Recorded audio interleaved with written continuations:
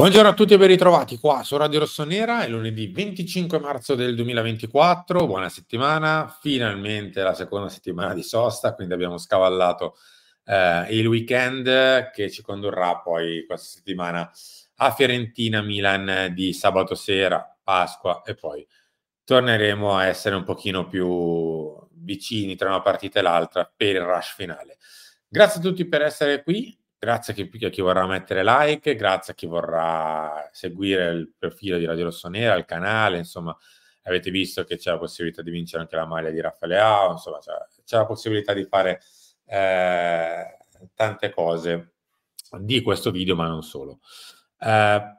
L'editoriale di oggi è magari anche un pelino più corto del solito, proprio perché manca, diciamo così, la parte della gara in sé. Solitamente lo facciamo come sempre di lunedì e viene anche comodo per commentare quello che accade nel weekend. Mancherà questa parte, ma spallettina,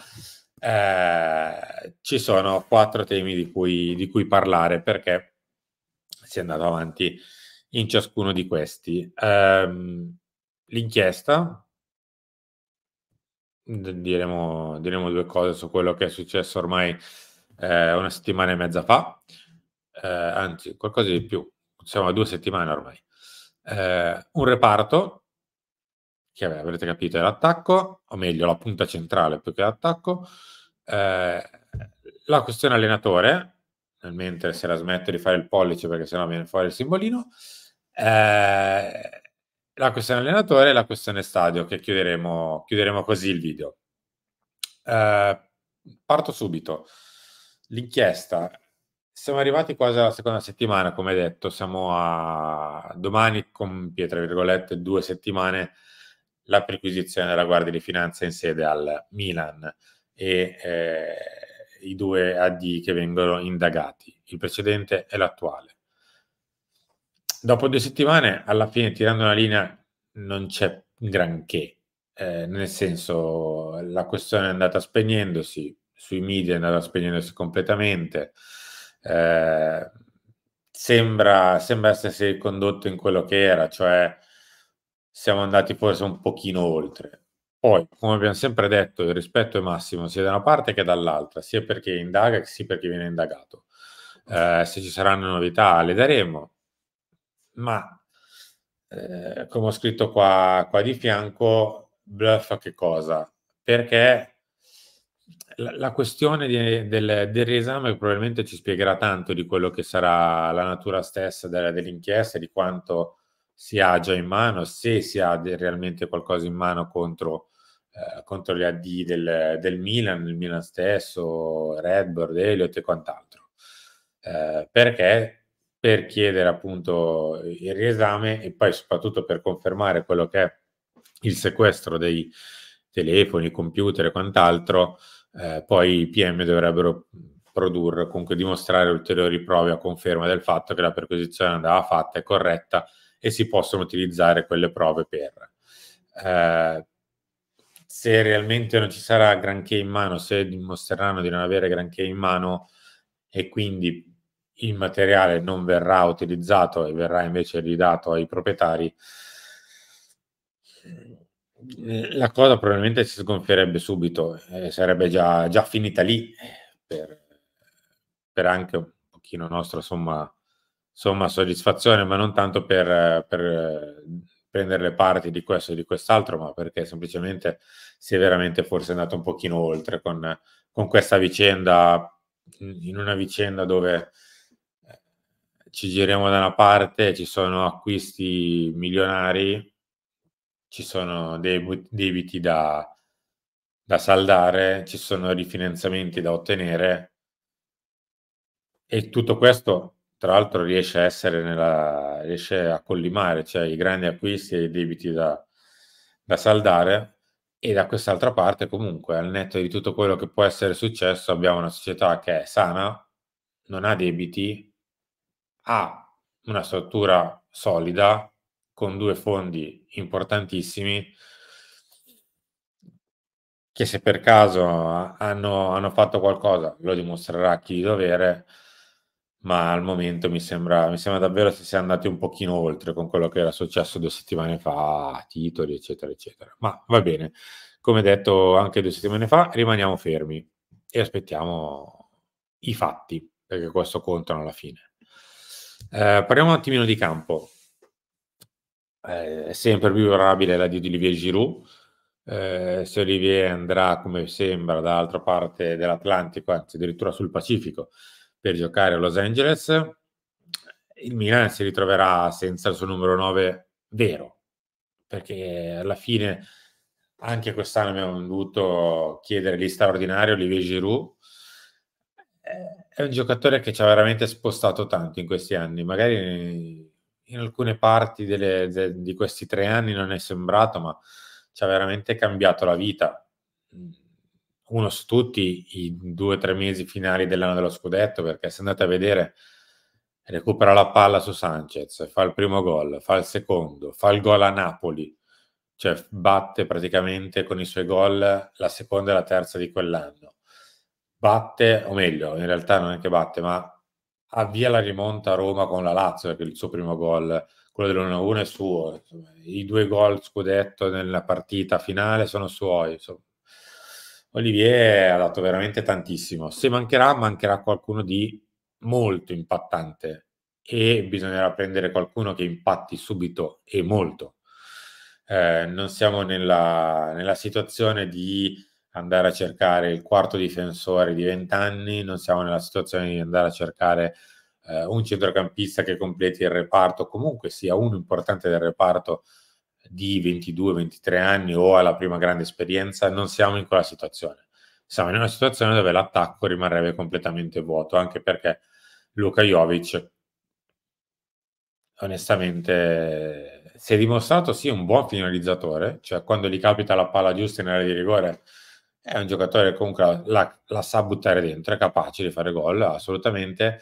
Si è dimostrato però un pessimo giocatore di squadra, nel senso che fuori dall'area di rigore spesso si è rivelato pressoché inesistente, mentre in area di rigore è comunque un buonissimo giocatore. Ricominciare da lui sarebbe ovviamente una sorta di piano B. Starei d'accordo nel caso di ricominciare da Jovic come piano B, nel senso come punta di riserva, se la punta che arriva sul mercato è già super mega consistente, cioè nel senso che abbiamo pochi dubbi di ambientamento, pochi dubbi che sappia far gol, pochi dubbi che magari possa reggere San Siro, il peso dell'attacco, eccetera. Altrimenti il rischio è quello che bisogna rifarlo completamente questo reparto, quindi bisogna prendere 2 attaccanti veri e propri. L'attaccante lo sappiamo, costa un'infinità, perché non si scappa, altrimenti andare a giocarsi anche una piccola scommessa, perché anche le stesse punte che magari sono venute fuori in quest'ultimo periodo, lo stesso Gyökeres, Guirassy, 2 o 3 anni fa Colomoni, eh, sono tutti giocatori che sì, sai che hanno delle qualità, sai che in realtà possono anche esplodere, sono giocatori di alto livello, ma ti rimane un tasso di scommessa un po' tanto alto. Cioè, erano forse più giocatori da mettere dentro quest'anno, per paradosso, se si potesse, se si sarebbe potuto fare. Cioè, fargli fare un anno con Giroud e capire se realmente possono sostenere il peso dell'attacco del Milan, perché quello che dovranno fare l'anno prossimo, che arriverà, è idealmente prendere la maglia numero 9 da titolare inamovibile o quasi, quindi un giocatore che sappia giocare, fare gol, eccetera. Ehm, per prendere una paracertezza, perché le certezze insomma, nel calcio non ci sono, ma comunque qualcuno che abbassi un po' il tasso di incertezza, bisognerà, credo, spendere. L'attaccante è quello che costa più di tutti, che si fanno pagare giustamente la società più di tutti. C'è un nome forte, ma è inutile che lo continuiamo a ripetere, tanto lo sapete tutti. È quello che è stato sicuramente più seguito fino adesso, che è Joshua Zirkzee. Detto ciò, bisognerà mettere sul piatto parecchio. Tirata questa linea sull'attacco, bisognerà capire chi allena l'anno prossimo, perché tutto cambia anche rispetto a chi allenerà, quale attaccante vorrà, che tipo magari di attaccante vorrà avere davanti, che tipologia d'attacco magari, perché semplicemente potrebbe venire anche un allenatore che gioca a 2 davanti, quindi bisognerà anche risistemare il reparto. Io non penso che si andrà troppo a muovere quello che già funziona, cioè un Leao a sinistra, Pulisic a destra, Okafor come prima alternativa, eccetera, eccetera. Quindi se funzionano, difficile togliere gli esterni in questo momento, quindi penso che si continui a giocare a 3 davanti a prescindere dall'allenatore, proprio perché abbiamo giocatori che funzionano in quei reparti da attaccante esterno. Bisogna prendere un attaccante grosso. Sì, è seguito Zirkzee, è seguito Sesko, ma in questo momento fare un nome principale, a dire il Milan sta trattando con quell'attaccante al 25 di marzo è presto. È presto. Ci sono i favoriti, ci sono i seguiti, non ci sono ancora i trattati. Ecco. 2 parole su Pioli, perché vedo che si cambiano i giudizi in base a una partita o l'altra. Allora, fatto salvo che l'allenatore è sempre legato ai risultati, non c'è allenatore che non risponda dei risultati sul campo, ancor più che della qualità di gioco e ancor più di altro, perché alcuni allenatori sì, è vero, sono stati anche cambiati per la scarsa qualità di gioco a prescindere dai risultati, ma la maggior parte delle volte gli allenatori si salvano o saltano per colpa o merito dei risultati. Ehm, il giudizio a ventate perché a novembre, dicembre c'era il sostanziale evento del cambio a fine anno, comunque fosse andata la stagione o giù di lì. Adesso siamo davanti a un vento diverso, quello da un mese e mezzo, quando i risultati hanno iniziato a prendere una piega favorevole, i giudizi cambiano. Io penso che l'anno scorso si è già fatto un errore grosso, non prendendo in considerazione quelli che erano i meriti e i demeriti dell'allenatore e un pochino di problemi, perché in realtà è di questo che stiamo parlando, non è una questione personale, è dei problemi della scorsa stagione, della scorsa gestione della scorsa stagione, che sono stati un po' dimenticati, o meglio, forse passati anche in secondo piano rispetto a tutto quello che si doveva fare, nel senso tra cambi dirigenziali, cambi di giocatori, mercato e quant'altro. I problemi dell'anno scorso, cioè un certo modo di giocare, soprattutto le grandi partite, che ti espone a dei problemi di natura difensiva, che a volte ti fanno anche perdere le partite, problemi di natura fisica, con la questione infortuni che si è trascinata ed è arrivata anche quest'anno, perché alla fine se i problemi li nascondi, o meglio, quantomeno non è che forse li nascondi per chi dovrebbe avere un giudizio da un piano superiore e magari si è consci di un problema a livello, diciamo così, operativo, ma non si è riusciti a risolverlo. Quella della questione fisica spero possa essere in questo gennaio la controprova che qualcosa di meglio si poteva fare, che si è fatto in gennaio un qualcosina e già sta producendo dei buoni risultati. Eh, che dire, io rimando il giudizio alla fine della stagione, come ho detto, non lo cambio onestamente, penso che si debba procedere al cambio, ma non tanto perché Stefano Pioli è diventato un allenatore scarso, anzi, ma semplicemente perché siamo di fronte alla fine di un'era, di un ciclo, di un periodo di tempo che mi sembra anche corretto chiudere e spero che si possa chiudere, tra virgolette, "stringendosi la mano con un bel trofeo nell'altra". Quindi tutti felici e contenti e si vada avanti, ma non per la voglia atavica di dover cambiare a tutti i costi, perché c'è voglia di cambiamento e se non si cambia, oddio, ma perché siamo di fronte a un allenatore che comunque, questa volta la uso io, dai, piaccia o non piaccia, alla piazza un po' è inviso a più ai tifosi social, che sono comunque tifosi, io lo ricordo sempre, cioè il tifoso che è su un social piuttosto che quello che va allo stadio, è un tifoso uguale. Perché a volte spesso chi è sui social è semplicemente perché non riesce a essere vicino materialmente, perché è distante, ma fare patenti di tifo onestamente fa sempre questo sì, schifo. Dire hanno più ragione o più meriti o più peso chi sostiene o chi va allo stadio o chi non è contro. Vabbè, questo lascia sempre il tempo che trova. Capisco che non si debba prendere una decisione sull'onda di di una voglia di cambiamento da parte del tifo, comunque di una parte, perché comunque credo che ci sia ancora anche una parte, c'è una parte che voglia andare avanti con l'allenatore anche l'anno prossimo, perché in realtà è di questo che stiamo parlando, non un giudizio su quello che è quest'anno. Cioè, la domanda che ci dobbiamo fare tutti è, non è se l'allenatore ha fatto bene quest'anno, ma se l'allenatore ha le basi, diciamo così, ambientali, tecniche, morali, nel senso di voglia, di carica, di tutto quello che concerne al ricominciamo l'anno prossimo. Cioè, non è tanto dare un 6, una sufficienza alla stagione, un 6,5, un 7, un 4 alla stagione, piuttosto di dire l'anno prossimo ripartiamo così? Questa è la domanda che bisogna farsi, non tanto se la stagione è stata positiva, salvata, eccetera, e quindi si riparte, ma scusate, se ci sono le basi per ripartire, non tanto un giudizio, quindi. Chiudiamo con la questione stadio. È uscito un video sabato per quanto riguarda le ultime novità.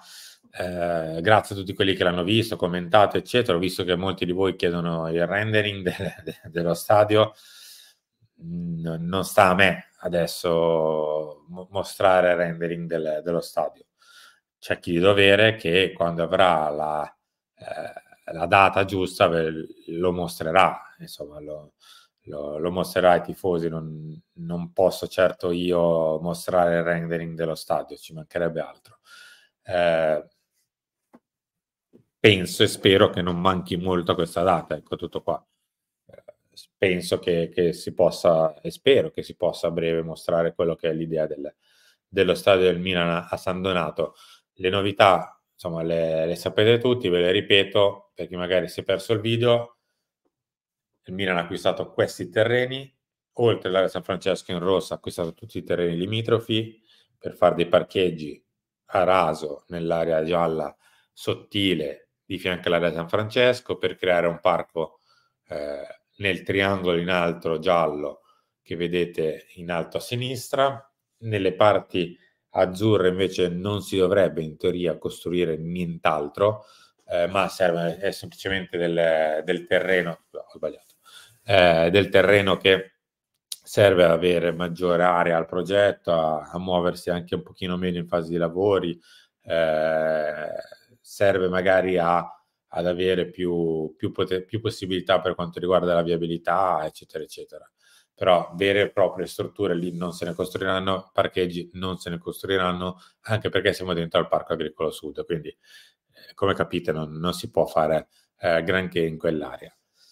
La novità è che c'è la possibilità che vada avanti quella che era un'ipotesi, ora è un'ipotesi concreta alla quale si sta lavorando, per capire la fattibilità di questo collegamento su rotaia che direttamente da Milano Rogoredo colleghi l'area.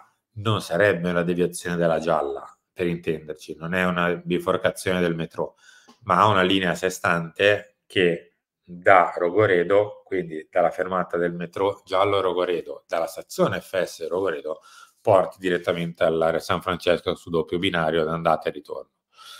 Vedremo se ci sarà questa ipotesi concreta. Si sta lavorando per capirne la fattibilità, perché risolverebbe gran parte dei problemi di viabilità avere quel tipo di collegamento, ma insomma, fin quando non c'è la certezza non lo possiamo dire. C'è lo studio però in atto di questa opportunità. Grazie a tutti per essere rimasti qui con me. Ci ritroviamo tra poco in realtà per Mattino Milan, ci ritroviamo in tutti il resto dei nostri appuntamenti, ci ritroviamo in questa settimana che ci condurrà a Fiorentina Milan di sabato. Grazie a tutti, buona settimana e a presto.